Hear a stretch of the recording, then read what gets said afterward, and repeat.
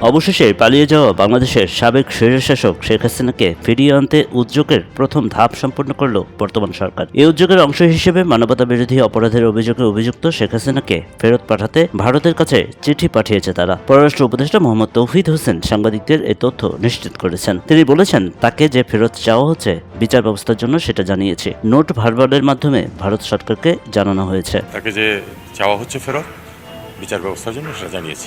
এর আগে স্বরাষ্ট্র উপদেষ্টা লেফটেন্যান্ট জেনারেল অবসরপ্রাপ্ত জাহাঙ্গীর আলম চৌধুরী জানান, ছাত্র জনতার আন্দোলনে গত ৫ আগস্ট ভারতে পালিয়ে যাওয়া সাবেক প্রধানমন্ত্রী শেখ হাসিনাকে ফেরাতে পররাষ্ট্র মন্ত্রণালয়ে চিঠি পাঠানো হয়েছে। ভারত থেকে শেখ হাসিনাকে ফেরত আনার বিষয়ে স্বরাষ্ট্র উপদেষ্টা বলেন, ইতিমধ্যে পররাষ্ট্র মন্ত্রণালয়ে একটি চিঠি পাঠিয়েছে, এটি প্রক্রিয়াধীন। কোন উপায়ে শেখ হাসিনাকে ফেরত পাঠানো হবে জানতে চাইলে তিনি বলেন, আমাদের সঙ্গে ভারতের বন্দি বিনিময় চুক্তি আছে, ওই চুক্তি অনুযায়ী হবে। এদিকে শেখ হাসিনাকে ফেরাতে ইন্টারপোল থেকে রেড নোটিশ জারি করা হয়েছে। আন্তর্জাতিক অপরাধ ট্রাইব্যুনালের চিফ প্রসিকিউটর মোহাম্মদ তাজুল ইসলাম জানিয়েছেন, ইন্টারপোলে রেড নোটিশ জারির মাধ্যমে হাসিনা সহ পলাতক আসামিদের ফেরত আনতে চায় সরকার।